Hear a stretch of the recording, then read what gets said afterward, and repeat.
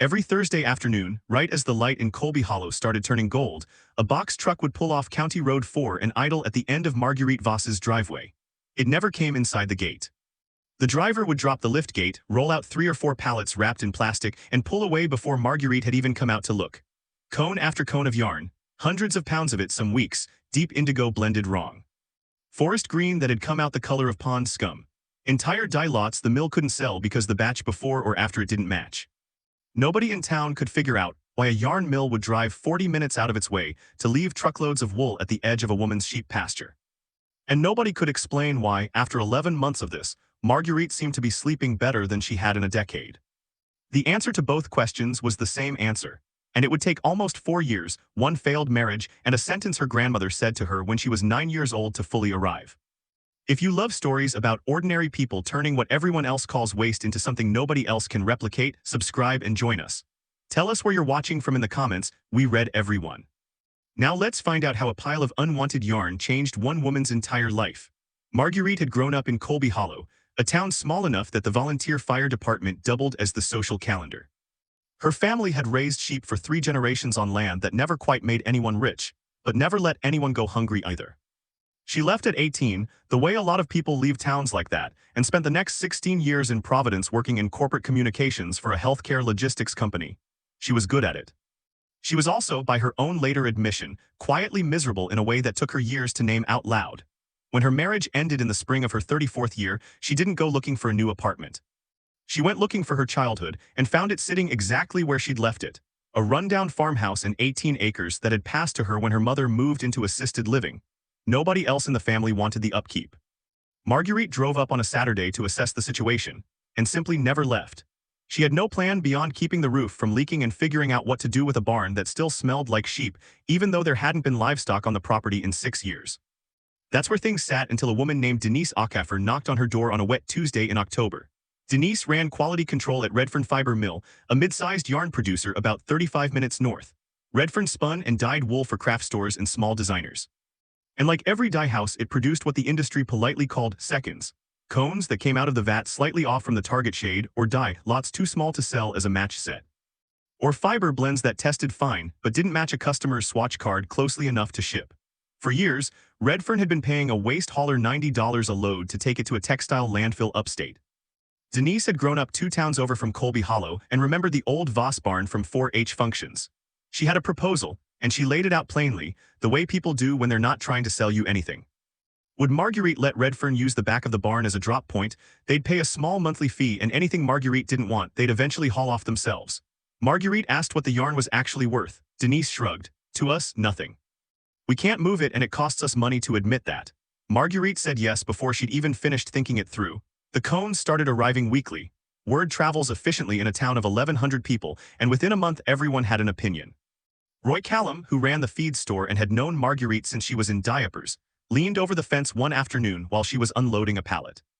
"You're going to have yourself the world's ugliest sweater collection," he said, not unkindly, and went back to his truck laughing at his own joke.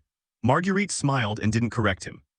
What she was actually thinking about, standing there with cold hands and a barn full of mismatched wool, was her grandmother. Opal Voss had raised 11 children through 3 lean decades on the same land, and she had never in her life thrown away a piece of fabric with any life left in it. She quilted not as a hobby, but as a discipline, the way some people practice an instrument. Marguerite remembered being 9 years old and watching her grandmother piece together a quilt top out of a box of fabric scraps that a neighbor had given up on. Mismatched calicos.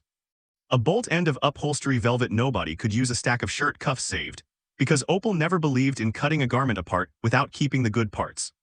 Marguerite had asked her, with the blunt honesty only a child manages, why she was bothering with fabric that clearly didn't belong together. Opal didn't answer right away. She kept sorting scraps by weight and color, the way you'd sort through a hand of cards, looking for the arrangement nobody else had thought to try. "Ugly is just fabric that hasn't found its neighbor yet," she finally said. She held up 2 pieces that looked like they had nothing to do with each other, a faded plaid and a scrap of burgundy wool, and set them side by side. Suddenly they looked intentional. "Most people can't see what a thing needs until they put it next to something else," Opal told her. "That's not a gift, that's just patience. And patience is the one thing that never runs out if you keep using it."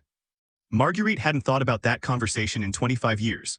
Standing in the barn in October, cold cones of unwanted yarn stacked to her shoulders, it came back to her whole. unprompted, the way old advice sometimes does exactly when you need it and not a moment before. She ordered a second-hand loom off an online auction in November, a four-harness floor loom that had belonged to a retired weaving teacher in New Hampshire. Sold along with a stack of instructional binders, the seller admitted she'd never fully understood herself. Marguerite also bought a swift, a ball winder, and a set of hand carders, none of which she knew how to use with any real skill. The first thing she learned, and it cost her 3 weeks of ruined work, was that seconds yarn is not simply cheap yarn. It's inconsistent. A cone labeled worsted weight might drift half a size thicker 200 yards in.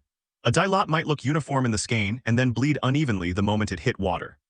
She wove her first attempt at a table runner with mismatched tension throughout, and it came off the loom looking like a window blind that had been left in the rain.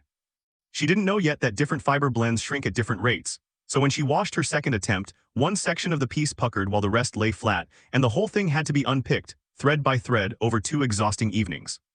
She started reading obsessively, forum threads, weaving guild newsletters, out-of-print manuals from the library 2 towns over. She found a woman named Ilse Radke, a semi-retired textile artist who taught occasional weekend workshops out of a converted dairy barn in Vermont, and drove 3 hours to sit at her feet for 2 days. Ilse taught her how to read a yarn's twist before committing it to a warp, how to test dye a swatch before trusting an entire cone, and how to plan a color sequence the way a composer plans a chord progression, not matching but relating. Seconds yarn is not a flaw you're working around, Ilse told her, holding 2 mismatched cones up to the light so the colors sat beside each other. It's information nobody else bothered to read. Most weavers want colors that already agree. You're going to have to learn to make them agree.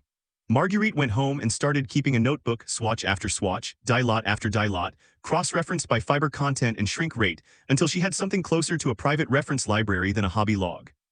Back in Colby Hollow, the failures kept teaching her things no book fully could. Her third table runner had a hem that puckered because she'd rushed the finishing wash. Her fifth attempt, a set of placemats, bled dye onto her kitchen counter because she hadn't set the color properly before use, and she spent an entire Saturday scrubbing sealant off her own countertop. She learned that tension has to be even across the entire warp, or the fabric will torque itself out of true no matter how careful the weaving. She learned that a loom, like a garden, punishes impatience specifically and predictably. By the end of her second year, though, something had shifted. Her runners lay flat. Her color combinations, the ones people in town had assumed were an accident of using whatever was on hand, started to look deliberate because they were. The wool nobody could sell was slowly becoming fabric nobody else could make, because nobody else had 400 mismatched dye lots and 2 years of notes on how they behaved. She loaded a folding table into her car in April and drove to a craft fair in Millbrook, 40 minutes away. She sold nothing. Nobody stopped for more than a few seconds. She went back the following month anyway, because Ilse had told her that the first 6 fairs are for learning how people's hands move across a table, not for making money. In June, a woman paused at her table, ran her fingers across a set of placemats woven from a rust and charcoal combination Marguerite had spent a full evening test swatching, and bought all 4 for $60. It barely covered the wool, let alone her time. But it was real, and something about holding that first small transaction steadied her in a way 16 years of a communications salary never quite had. Word moves strangely in towns that size. A woman from the Millbrook Fair posted photos of her new placemats online. Tagged the small farm stand where she'd found them, and a cafe in the next county over reached out asking if Marguerite could weave table runners for their 6 indoor tables. Nothing fancy, they said. Just something that actually looked handmade instead of looking like it came from a catalog pretending to be handmade. She spent 3 weeks on the order and delivered it herself in the back of her car. The owner hung them in the front window. A regular customer photographed her coffee against one of the runners and posted it. And that photograph was how a woman named Bianca Reyes found her.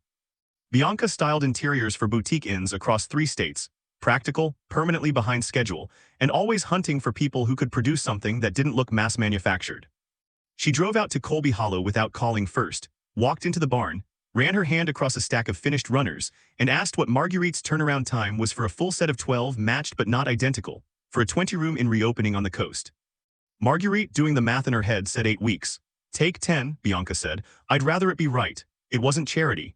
Bianca had simply noticed 3 years of quiet improvement that everyone else in town had walked past without a second look. Bianca's network is what changed the shape of things.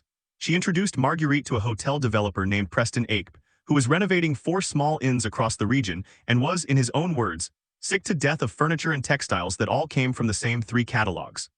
He drove out on a Thursday, the same day as it happened that the Redfern truck rolled down the driveway with a fresh load of cones.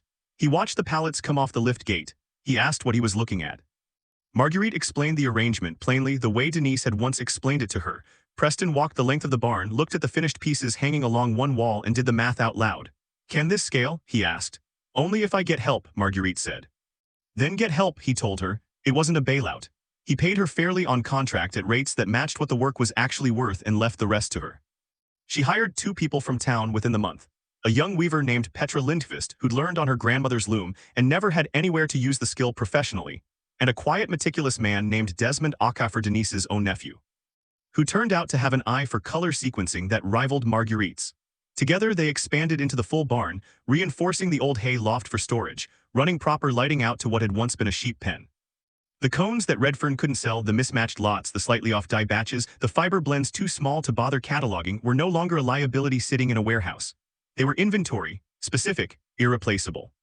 Nobody else had them because nobody else had spent 4 years learning to read them. By her 5th year in Colby Hollow, Marguerite's business, she'd named it Held Weave, after a phrase her grandmother used to say about a good seam, was clearing well past 6 figures a year. With a 4-month waitlist she'd finally stopped apologizing for. Roy Callum stopped by one afternoon after seeing her work featured in a regional lifestyle magazine and stood in the doorway of the barn watching Desmond thread a warp with the kind of care most people reserve for something breakable. He didn't say anything for a long moment. "I had no idea," he finally admitted. Marguerite handed him a cup of coffee. "Neither did I," she said. "Not at first." That was the whole exchange. No apology needed, none really offered, just a man quietly recalculating something he'd been driving past for years without seeing it. On a Thursday in late October, 4 years almost to the week since that first knock on her door, the Redfern truck came down the driveway one more time. Marguerite walked out to meet it in boots that had long since stopped being new. A barn coat with wool fiber worked so deep into the seams it would never fully wash out. She watched the driver roll a fresh pallet onto the lift gate, a die lot gone wrong in a deep, complicated plumb that looked, at first glance, like nothing at all. She crouched down, pulled a cone loose, and turned it slowly in the afternoon light. The color was unchanged. It was the exact same kind of mistake that had been arriving at her barn for 4 years. What had changed was her. She understood now, standing there, that her grandmother had never really been talking about fabric scraps at all those years ago. She had been talking about attention, about how opportunity almost never arrives labeled correctly, how it usually looks at first like something everyone else has already decided to throw away. Redfern would keep producing cones nobody wanted. Most people would keep driving past them without a second thought. But somewhere someone would keep paying attention, and attention, held steady over years instead of days, turns out to be the rarest and most renewable material there is. Marguerite stood up, brushed the fiber dust off her knees, and carried the cone inside to see what it needed to sit beside.